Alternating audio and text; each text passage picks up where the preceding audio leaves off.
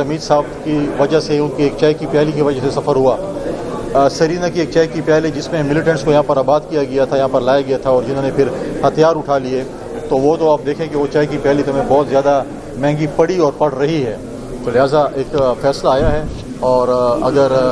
میں سمجھتا ہوں کہ اگر پاکستان کے ہر طبقے فکر کے لوگوں کو سزائیں ہو سکتی ہیں تو پھر کورٹ مارشل بھی ہو سکتے ہیں اور سزائیں ہو سکتی ہیں۔ یہ پہلی بار اس طرح کا سزا دی گئی ہے کسی ریٹائرڈ جنرل کو اور ملٹری کورٹ میں، اس قسم کی سزائیں پاکستان کی سیاست پر کس طرح؟ میں سمجھتا ہوں کہ پاکستان کی سیاست پہ مثبت اثر ہوگا اور وہ فیوچر میں ان جرنیلوں کو اس پہ جو ہے وہ بلاک کریں گے کہ آپ ایسے چیزیں نہ کریں جس پہ کل آپ کو سزائیں ہو سکیں۔ ماضی میں اگر ہوتی رہیں اور ان کو جو ہے وہ ایک چھوڑ دیا جاتا تھا یا معاف کر دیا جاتا تھا، تو میں نہیں سمجھتا کہ ایسی چیزیں ہونی چاہیے اور فیوچر میں جو ہے بلاکیج ہوگا تاکہ باقی لوگ غصہ کر سکیں۔ اچھا یہ بتا دیجیے سر کہ D J S P R نے کہا تھا کہ پاکستان سے بڑھ کر کوئی نہیں، تو کیا یہ اس کا تسلسل ہے اور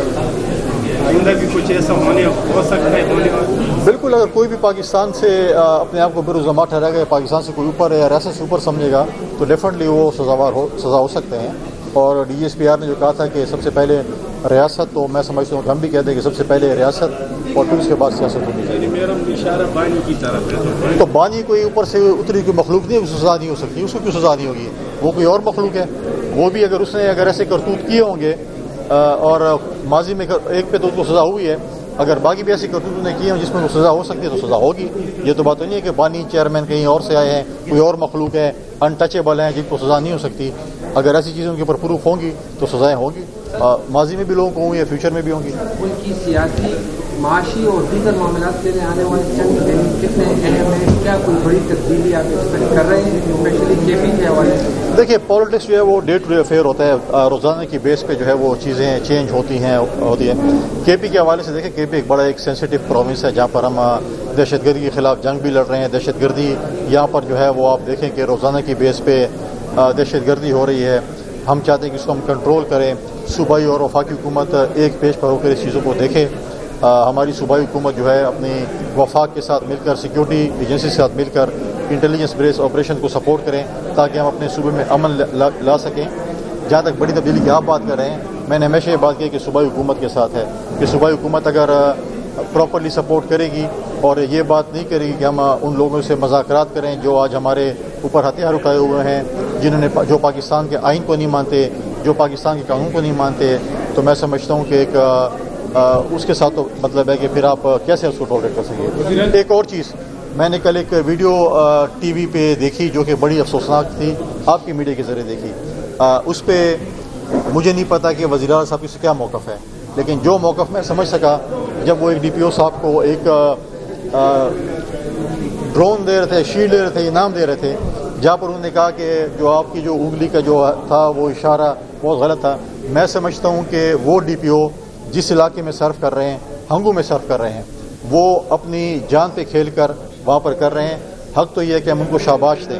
ہم ان کو بیک اپ کریں، نہ کہ ہم ان کو بولیں کہ آپ نے اگر کسی پہ انگلی اٹھائی تو آپ کو یہ سزا ملے گی، آپ ہنگو چلے جائیں گے یا وزیرستان چلے جائیں گے یا اپنا انجام ایسے ہوگا۔ تو اگر آپ اپنی سیکیورٹی فورسز کو، اپنی پولیس کے ایک ہیڈ کو، ضلع کے ہیڈ کو اگر بولیں گے آپ کا یہ انجام ہوگا تو پولیس کا مورال کیا ہوگا؟ ہمیں تو چاہیے ہم ان کے ساتھ کھڑے ہوں، ان کو بیک اپ کریں، نہ کہ ان کو بولیں کہ آپ ہم تو یہ کہتے تھے اور ہم سنتے تھے لوگوں سے کہ ایک غیر سیاسی پولیس ہوگی خیبر پختونخوا کی۔ اگر غیر سیاسی پولیس اس طریقے سے ہوگی، اس طرح دھمکیاں ملیں گی تو پھر وہ پولیس کیا کرے گی؟ ڈورے صاحب آج پھر اڈیالہ میں ملاقات کرتے ہیں، سننے میں کہ سی ایم صاحب پھر سے پہنچنے والے ہیں، اگر پھر یہ پہنچ گئے ہیں پھر دھرنا دیں گے، پھر چلے گئے، یہ 10ویں بار ہے، کیا میلہ لگتا ہے؟ دیکھیں، میں کہتا ہوں کہ ہمارا جو صوبائی سیکریٹریٹ ہے وہ اڈیالہ شفٹ ہو گیا ہے۔ ہمارا صوبہ جو ہے اڈیالہ سے چل رہا ہوتا ہے، وہاں پر بیٹھ کے دھرنے دے رہے ہیں، سیکٹریز یہاں پر پریشان ہیں، افسر یہاں پہ پریشان ہیں، ہم کس کے پاس جائیں، کس کی بات سنیں، وفاق سے لوگ نہیں آتے کہ کس کے ساتھ میٹنگ کریں، کیسی میٹنگ کریں، گوڈ نہیں ہوتا چیزیں۔ دیکھیں، اگر ملاقات ہے، ملاقات ہو جاتی ہے، ویل اینڈ گڈ، نہیں ہوتی اگر آپ دھرنا دے کر ادھر بیٹھے ہیں، ایک نے تو بہانہ بنا کے اپنی ٹانگ پہ پلستر باندھ لی ہے، اب یہ اصلی والا پلستر ہے وہ یا بانی چیئرمین والا پلستر ہے یہ بھی پتہ نہیں ہے، کیونکہ اپنے آپ کو فرار اختیار کرنے کے لیے پلستر ایک بہت اچھا باندھ ہے کہ 2-3 مہینے جو ہے آپ کی چھٹی ہو جائے گی اور وہاں پر آپ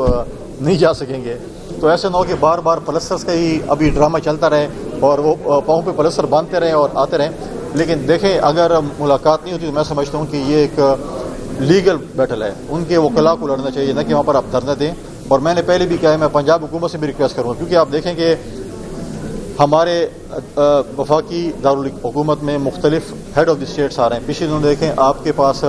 اردن کے ہیڈ آف دی اسٹیٹ آئے ہوئے تھے، اس کے بعد انڈونیشیا کے جو ہے ہمارے پریزیڈنٹ یہاں پر آئے ہوئے تھے، اس سے پہلے لوگ آئے ہیں. تو میری تو یہ تجویز ہوگی کہ آپ ان بانی چیئرمین کو، اس قیدی کو کسی اور جیل شفٹ کر دیں، کیونکہ روز اسلام آباد بند ہوتا ہے، روز پنڈی بند ہوتا ہے. یہاں پہ ہیڈ آف دی اسٹیٹس آ رہے ہیں، یہاں پر بزنس ہو رہا ہے، یہاں پر لوگ آ کے انویسٹمنٹ کرنا چاہتے ہیں. ہمارے بچوں کے اسکولوں کی ٹائمنگ پہ روڈز بند ہیں، دھرنے ہو رہے ہیں، دفاتر لوگ نہیں جا سکتے ہیں، سارا ایک ڈرامہ رچا ہوا ہے. تو اب میں تو یہ سمجھتا ہوں کہ پنجاب حکومت کو ایک ایسی جگہ پہ شفٹ کرنا چاہیے جہاں پر کوئی زیادہ رش نہ ہو، سائٹ پہ ہو، تاکہ جس کی ملاقات ہو ملاقات کرنے جائیں، اور جس کی نہ ہو تو کم از کم وہاں پر ایک سرکس نہ بنو. یہاں پر تو کوئی اسلام آباد ایسے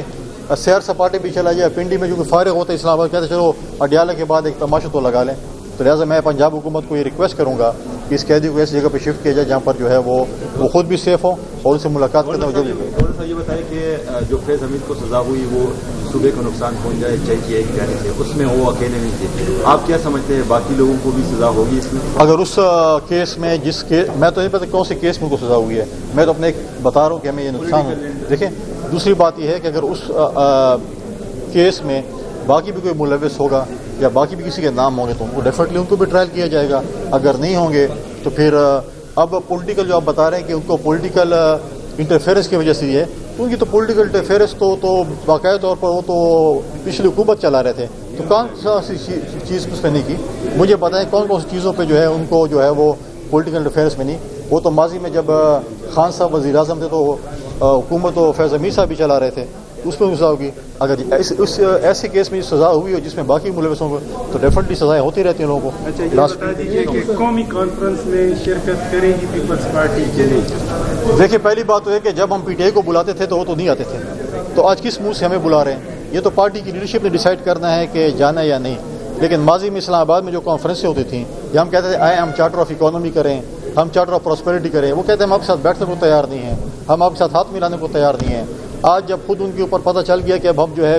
بند گلی میں آ گئے ہیں اور ہمارے پاس کوئی راستہ نہیں ہے، اب وہ اپنے لیے پناہ گاہ تلاش کر رہے ہیں. اپنا ذرا ماضی پہ بھی نظر دوڑائیں کہ انہوں نے لوگوں کے ساتھ کیا کیا، کون سی کانفرنس میں انہوں نے شرکت کی، تو پھر فیوچر کی بات کریں. تو لہٰذا اب یہ تو پارٹی لیڈرشپ نے ڈیسائیڈ کرنا ہے، میں نے ڈیسائیڈ نہیں کرنا.